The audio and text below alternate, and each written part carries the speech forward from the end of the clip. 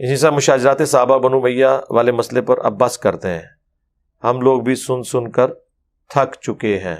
ہاں تو نہیں، وہ میں تو کبھی بھی کوئی بات کرتا ہوں تو ریبٹل کے طور پہ کرتا ہوں. آپ تھک چکے تو آپ قرآن کلاسز دیکھیں، 344 ہیں، اس کے بعد بھی 130 ریکارڈ ہو چکی ہیں. آپ دوسرے ٹاپکس دیکھیں، آپ کے انٹرسٹ کے نہیں ہے نا. بعض لوگ تو کہتے ہیں اور کھول کے بیان کرو، میں نے تو ہر ٹاپک بیان کرنا ہے. کئی لوگ میری رفع الیدین کی بات سن سن کے تھک چکے ہیں، کہ یا علی مدد کو شرک کہنے کی بات سن سن کے تھک چکے ہیں. ہو سکتا ہے یہ پرچی لکھنے والا نہ تھکا ہو اس بات سے. تو آپ جس فیلڈ سے تھکے ہوئے ہیں تو آپ کو کس نے کہا آپ سنیں. باقی ہمیں کوئی شوق نہیں آتا. آپ دیکھیں لوگ یہ کہتے ہیں نا کہ جی یہ سب کو چھیڑتا ہے. میں نے کسی کو نہیں چھیڑا میرے بھائی. میری پرانی ساری ویڈیوز دیکھیں. مسئلہ نمبر میں نے ٹاپکس کے اوپر ویڈیوز ریکارڈ کرائی تھی 200. حاضر و ناظر، علم غیب، آیات النبی. کبھی نہیں لکھا تھا ریپلائی ٹو فلاں ریپلائی ٹو فلاں. کوئی میری ویڈیو دکھائے کئی سالوں تک. تم لوگ بھی ٹاپکس کے اوپر ویڈیوز بناتے ہیں نا. انہوں نے سٹارٹ ہی 2015 میں مجھ سے کیا، ریپلائی ٹو انجینئر محمد علی مرزا. فرق دیکھا؟ اہل حدیثوں کو کہو کہ تم امیر شام کا دفاع کرنا چاہتے ہو تو لکھو امیر شام کے فضائل، 100-150 بندہ ویک ہی لے گا. لیکن یہ کیا لکھتے ہیں؟ ریپلائی ٹو انجینئر محمد علی مرزا آن امیر شام. تو وہ جب آپ یہ کام کریں گے تو میں نے نہیں جواب دینا آگے سے. میرا رائٹ ہے نا. میری آپ جتنی ویڈیو قرآن کلاسز تھی، کبھی کسی قرآن کلاس میں لکھا ہوا ہے کہ قرآن کلاس نمبر 1 ریپلائی ٹو مفتی منیب الرحمان؟ مسئلہ نمبر 1 امام الانبیاء کی دعوت قرآن، اس کے ساتھ نہیں لکھا ہوا ریپلائی ٹو مولانا احمد بریلوی. نہیں، سارے مسئلہ نمبر دیکھیں وہ ٹاپکس کے اوپر تھے. یہ جب 2015 میں انہوں نے میرے خلاف بائی نیم ویڈیوز بنائی، میری تصویر کے اوپر کانٹے لگائے، تو سرکار یہ تو نہیں ہوگا کہ آپ کے اوپر لوگ بات کریں، سچائی کہنے پر آپ کو مجرم ٹھہرائیں اور میں خاموش ہو کے بیٹھ جاؤں گا. ایسے تو نہیں ہوگا. تو پھر میں نے ریپلائی ٹو شروع کیا. اور پھر جب یہ سلسلہ شروع ہوا تو اس سلسلے میں پھر جو بھی دین کا کسٹوڈین بن کے سامنے آیا اور اس نے دین کا مذاق اڑایا تو پھر میں نے اسے ریپلائی کیا. ٹھیک ہے. لوگ کہتے ہیں جی وہ انجینئر صاحب لوگوں کو تو کہتے ہیں کہ جی ریپلائی ٹو انجینئر محمد مرزا لکھ کے آپ ویوز لیتے ہیں، تو آپ بھی تو ریپلائی ٹو تقی عثمانی لکھ کے ویوز لیتے ہیں. مجھے بتائیں تقی عثمانی صاحب کے اپنے ویوز کتنے ہیں؟ جن کے اپنے ویوز سینکڑوں اور ہزاروں میں مشکل سے جائیں، ان کو جب میں ریپلائی کروں اور وہ ویوز لاکھوں میں جائیں، تو اس میں تقی عثمانی صاحب کا کمال ہے یا ہمارے اس پلیٹ فارم کا کمال ہے؟ مفتی منیب الرحمان صاحب اور سعد رضوی نے بیٹھ کے پریس کانفرنس کی ہے، مشکل سے 10-12 ہزار لوگوں نے دیکھی ہے، جو ٹی ایل پی کے ساتھ کے پی پولیس نے کیا. ہماری ویڈیو جو ہے 30 سے 35 گھنٹوں میں 1 لاکھ کراس کر گئی ہے. تو آپ یہ کہیں گے میں نے ان کے نام کے اوپر ویوز لیے ہیں، اور جن کو خود اپنے ویوز نہیں مل رہے ہیں ان کے نام پہ مجھے کہاں سے ملنے ہیں؟ تو یہ بات غلط کر رہے ہیں. اور لوگ کہہ رہے ہیں شروع میں انجینئر صاحب نے بھی اس طریقے سے ویوز لیے. سرکار میں نے کبھی بھی اس طریقے سے ویوز نہیں لیے. ہماری ہمیشہ ویڈیوز شروع سے جو آ رہی ہیں، آپ میری ابھی ویڈیو اپلوڈ ہے انڈیا اور پاکستان کے بزرگوں کی 19 گستاخانہ عبارات کا تحقیقی جائزہ. کسی بزرگ کا نام نہیں لکھا ہوا، کسی کی تصویر نہیں لگی ہوئی ہے. جا کے دیکھیں اس کی ویورشپ. اس سال ثواب کے اوپر مسئلہ 74 ہے، 2 ملین کراس ہوا ہے، اس کے اوپر کسی کی تصویر نہیں لکھا ہوا ہے. اس سال ثواب کے طریقے یہ تو ریپلائی ٹو میں نے آپ لوگوں کی وجہ سے شروع کیا ہے. جب آپ کے لوگوں نے میری تصویروں پہ کانٹے لگا کے مجھے ریپلائی کیا تو میں تو اپنا رائٹ رکھتا ہوں.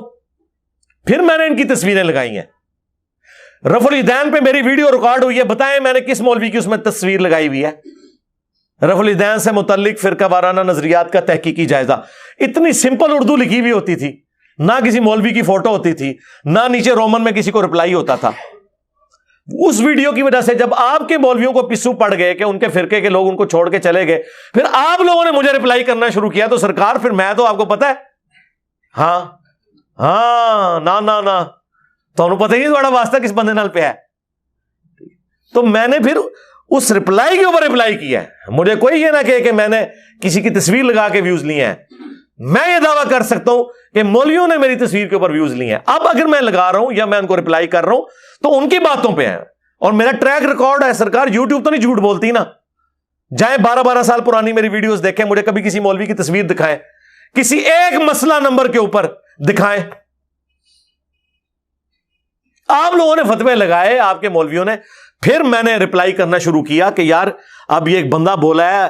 اب مجھے ایک بندہ سعودی عرب میں بیٹھ کے کہہ رہا ہے ایران کے ٹکڑوں پہ پلنے والا جانور, اور خود سعودیہ کی تنخواہ لے رہا ہے, اور وہ پائلٹ ہے ایک فرقے کا, ٹھیک ہے, اور وہ اپنے باپ کی عمر کے بندے کو گالیاں نکال رہا ہے, مولانا اسحاق صاحب کو, ٹھیک ہے, اور کیسی غلیظ زبان استعمال کر رہا ہے وہ, نطفے اور فلاں فلاں. تو وہ اہل سنت میں سے لوگوں کو خریدتے ہیں جنہوں نے لبادہ اہل سنت کا پہنا ہوا ہوتا ہے, اور حقیقت میں وہ رافضیت کے گندے نطفے ہوتے ہیں, جس کی بہت ساری مثالیں ہمارے سامنے موجود ہیں. اسحاق جھال والا مردود اسی قسم کے انسانوں میں سے تھا. انجینئر مرزا مردود اسی قسم کے انسانوں میں سے ہے. رافضیت کے پیسوں پہ پلنے والا, ایران کے ٹکڑوں پہ پلنے والا یہ جانور صحابہ کے بارے میں اپنی زبان گندی دراز کرتا ہے, اور حقیقت میں اس کا من پلیت ہے, اس کے ماننے والے اس سے بڑے پلیت ہیں. تو میں خاموش بیٹھا رہوں گا؟ تو منجی ٹھکوائی ہے نا اس نے اپنے فرقے کی, تو ٹھوک دی. تو یہ ذہن میں رکھیے گا, یہ لوگ بولے ہیں کراچی کے مفتی صاحب جن سے اب صلح ہو چکی ہے, اس لیے وہ اب, ورنہ کل مشین پہ انہوں نے چڑھا ہونا تھا جو مفتی صحیح چڑھا ہے المونت کے مسئلے میں. اب اپنے نیا بندہ ڈھونڈ لیا. اس بندے نے 2017 میں پہلی دفعہ جب یوٹیوب پہ ایسا دیکھا یار سب سے زیادہ ویورشپ کس کی, انجینئر صاحب کی, اس نے ایک ویڈیو چڑھا دی انجینئرنگ فرقہ. یاد ہے آپ کو 2016-17 کی بات ہے. میں تو جانتا بھی نہیں تھا یہ بندہ کون ہے. جب وہ ہوا تو وہ اس کی ویڈیو لاکھوں میں پہنچ گئی. اب میں نے کہا یار دیکھو, اندازہ کرو, جو بندہ فرقہ واریت کے خلاف بول رہا ہے اسے کہہ رہا ہے اس نے انجینئرنگ فرقہ بنایا. یار یہ کون گالی برداشت کرتا ہے؟ پھر دیوبند کی منجی ٹھکوا لی اس نے. پھر میں نے المہند, اسام الارمین, یہ ساری چیزیں. مجھے بتائیں پہلے میں کب ان کتابوں کے نام لیتا تھا؟ آپ 2017 سے پہلے کے انجینئر علی مرزا کو دیکھیں اور بعد کے دیکھیں, سچویشن کا فرق ہے. وہ جس طرح کافر کہتے ہیں کہ جی مکی محمد اور تھا اور مدنی محمد اور ہے. مکے میں تو محمد صلی اللہ علیہ وسلم ان کے ساتھی ایک مظلوم طبقہ نظر آتا ہے جن کی پٹائی ہو رہی ہے, لوگ ان کو مار رہے ہیں اور وہ ہاتھ بھی نہیں اٹھا رہے, کوڑے کھا رہے ہیں, انگاروں پہ لیٹ رہے ہیں. کوئی ایک گریلا وار کر کے خانہ کعبہ شریف میں رکھے ہوئے بت بھی نہیں توڑ رہے. 13 سال تک حضور نے کعبے کی طرف منہ کر کے نماز پڑھی ہے اور اندر بت رکھے ہوئے. لیکن وہ کہتے ہیں مدینہ شریف جاتے ہی بدر, احد, خندق, خیبر, حنین, فتح مکہ, پھر غزوہ تبوک, پھر جناب حضور کی قادسیہ, یرموک, یہ وہی ساتھی ہیں جو مارے کھاتے تھے, اب پوری دنیا کو آگے لگایا ہوا ہے. تو سرکار وہ دیکھیں نا اس کے پیچھے ریزن کیا ہے. یہ فیس چینج ہوتے ہیں. اب آپ مدنی اصحاب سے یہ ایکسپیکٹ نہیں کر سکتے وہ مکے والی زندگی گزارے, وہ ٹائم ختم. حضرت علی علیہ السلام نے 25 سال سکون کے گزارے ہیں نا خلفائے راشدین کے دور میں, لیکن اپنے دور میں انہیں بڑھاپے میں 3 جنگیں لڑنی پڑ گئی. آپ کو کہ جی 25 سال سے تو آپ سکون میں بیٹھے ہوئے تھے, اب آپ کو کیا ہو گیا؟ تو پھر آپ کو بتائیں گے کہ یار مسئلہ ہوا ہے تو مجھے نکلنا پڑا ہے نا. تو یہ فیزز چینج ہوتی ہیں, اس ذہن میں رکھیے گا.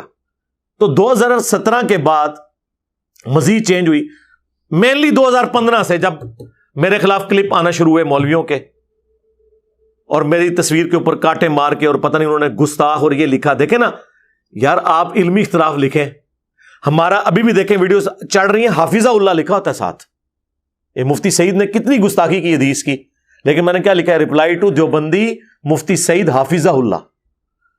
یہ لوگ لعنت اللہ سے نیچے بات نہیں کرتے. اتنا کس کے اندر حوصلہ ہوتا ہے؟ اب آپ مجھ سے یہ کہہ رہے ہیں کہ میں جو حضرت بلال حبشی کی طرح جا کے کوئلوں پر اور ریگستان کے تپتے صحرا پر لیٹ جاؤں. سرکار لیٹے رہے ہیں اتنا عرصہ. اب ہم اس وقت بدر میں کھڑے ہیں, احد میں کھڑے ہیں, بلکہ قادسیہ اور یرموک میں پہنچے ہوئے ہیں. اب تو آپ کے ہاتھی بھی ہم نے گرانے ہیں, بلکہ گرا دیے. اب آپ ہم سے وہ والی زندگی تو نہ ایکسپیکٹ کریں نا، کیونکہ معاملہ تو آپ نے خود خراب کیا ہے.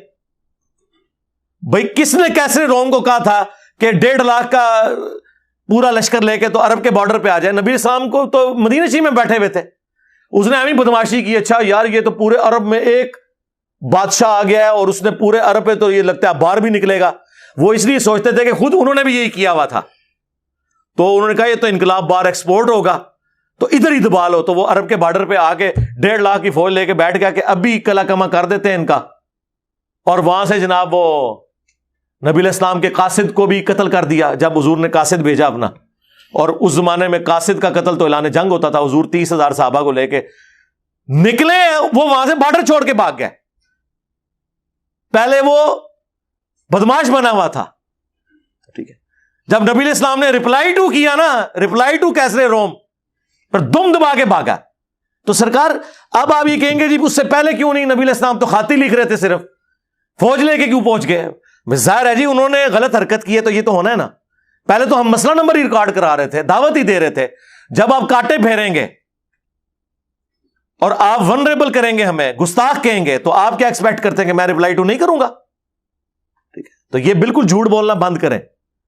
مجھے پوری اپنی تاریخ پتا ہے کہ کس طریقے سے کیسے کیسے چلیں. یہ سب سطحی باتیں چھوڑیں اور یہ یاد رکھیے، ہمارے بھی بعض اسٹوڈنٹ لوگوں کے نظریات کے مطابق ہمیں سمجھ رہے ہوتے ہیں. نہیں، مجھ سے آ کے پوچھے تو میں آپ کو کلیئر کروں گا کہ یہاں پہ ڈنڈی مارا ہے، یہ یوں نہیں ہے، یوں ہوا تھا، پھر یوں ہوا تھا.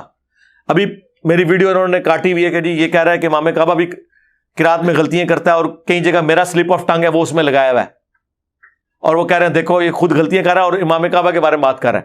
اور بھائی میرے تم نے وہ سلپ آف ٹنگ کاٹے تھے تو میں نے اس میں ریبٹل کیا تھا کہ غلطی کسی سے بھی ہو سکتی ہے، امام کعبہ سے بھی ہوتی ہے. اب یہ بات اور ہے اور وہ بات اور ہے. تو اس طریقے سے جو مرضی آپ کر لیں.